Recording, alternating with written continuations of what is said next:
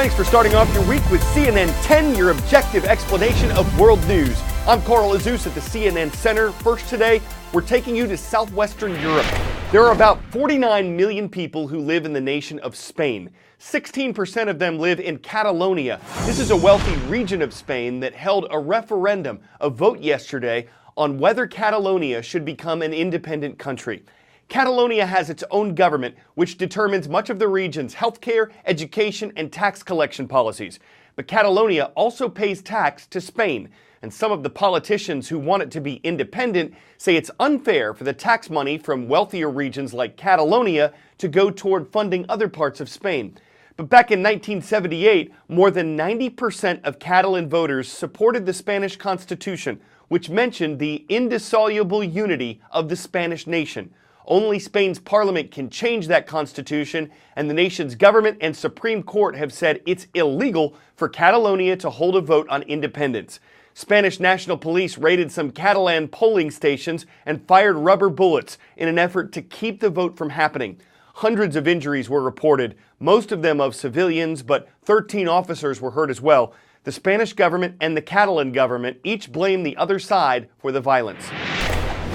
First it was the students, then came the firemen, and finally the farmers. The last day of campaigning in Catalonia's independence referendum may have drawn to an end, but the tension on the streets is only building.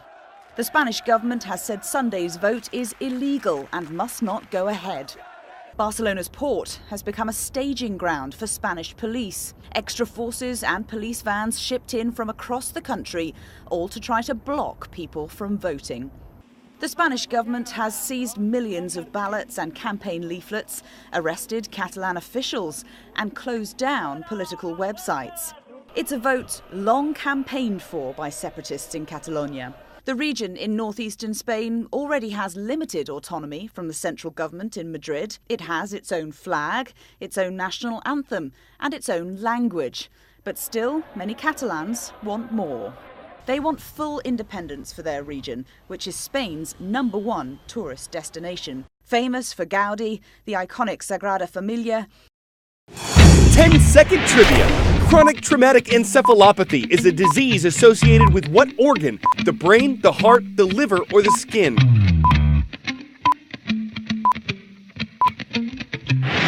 Also known as CTE, this disease is associated with repeated injuries to the brain.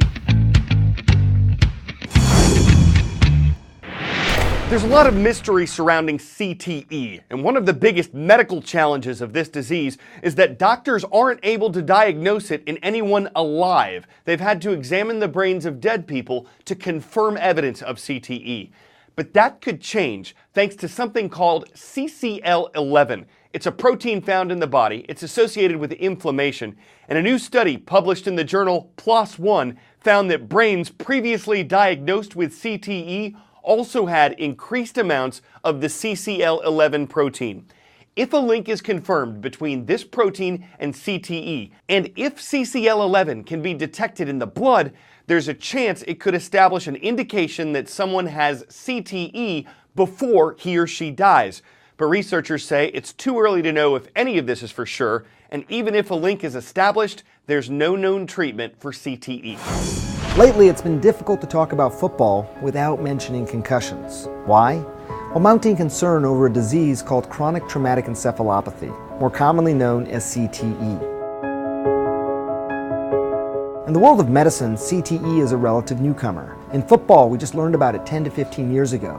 Here's what we can say. It's a progressive degenerative brain disease. It is like Alzheimer's. It can start with memory loss, mood swings, and difficulty in concentration, developing into progressive dementia, even possible thoughts of suicide. But unlike Alzheimer's, CTE can also result in significant aggression and lack of impulse control. The big difference, symptoms tend to begin much earlier in life, closer to your 40s instead of your 60s. In both diseases, there's no known cure. Researchers believe there's only one way to get CTE, and that is repeated hits to the head. What happens is that you get a buildup of an abnormal protein called tau in the brain. Scientists do know both the location of the tau and how much tau in the brain determines the symptoms you might exhibit. But scientists don't yet have a magic number of hits that results in CTE. It also isn't known who exactly would develop CTE. There are some players who take many hits and never develop symptoms. Factors like genetics and age of exposure to the trauma could play a role. How do you know if you have CTE? Just because you have symptoms doesn't mean you have the disease. In fact, as things stand now, you can only be diagnosed for sure after death. Scientists are researching how to diagnose in living people. A prominent group of researchers have found over 90% of former NFL players have developed CTE. But remember something important here. The number could be so high because of something known as selection bias. That means the brains that were studied were from people who worried that they had CTE. Also, it's not just football players that need to be concerned. Boxers, soccer players, people in the military, anyone who's exposed to constant head trauma can develop it too. Stan Hayes has responded to more than 40 disasters across America in the past 6 years, and that includes Hurricanes Harvey and Maria. He's not a first responder or an expert in search and rescue. He's a grand champion pitmaster, an expert in barbecue. And with the help of 6,200 volunteers, Hayes' nonprofit organization, Operation Barbecue Relief, has provided almost 1.7 million meals for survivors and rescuers. All right, Joplin, Missouri, hit by a devastating tornado. May 2011, the Joplin tornado hit. It's about 2.5 hours from my house. I have been competing in barbecue for years, so we decided we were going to get a bunch of the barbecue family together and go down there and help. 120,000 meals were served in 11 days. We came to a realization that we've got an opportunity here to do something that could make a difference. All right, I'll talk to you. Stay safe. Over the last 6 years, we've responded to tornadoes, floods, hurricanes. Heading down to Texas to Hurricane Harvey. Our goal is always to be in an area within 24 to 48 hours after a disaster strikes. We have water on the interstate. Holy cow, what this community is going through. Our focus is getting it done. Hurricane Harvey is our 42nd disaster. They've got 48 more of these pork loins going on. They're rubbing them down. The core group are all pitmasters or grill masters, but our volunteers come from everywhere. So these smokers just keep rolling. It gets into the logistics of supplies coming in. We'll load those on and then come back. We have pork, turkey, vegetables. The greatest thing really is everybody coming together.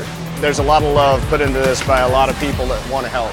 That's the whole spirit of everybody here. Let's just get those meals into the belly of people who need it. We put the word out through different groups, and that way we know where the meals are going. We got meals coming in. Barbecue, besides being a nourishing meal, is comfort food. You guys need any meals? Appreciate y'all. You have no idea what a hot meal means to somebody who's lost everything they own. So to know that you're a little part of picking their spirits up, I appreciate you, man. can't help but bring a smile to your face. It's amazing. Yesterday you guys put out 43,350 meals. Thank you for everybody that was here. It is people helping people the best way we know how.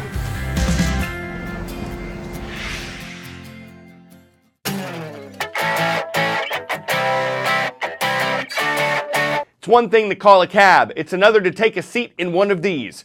It's a taxi service being tested out in Dubai, United Arab Emirates, and you'll notice first that it flies, and second that it has no driver. Sound a little sketchy? Well, the Emirates Crown Prince was the first person to try it, so that might boost confidence in the service.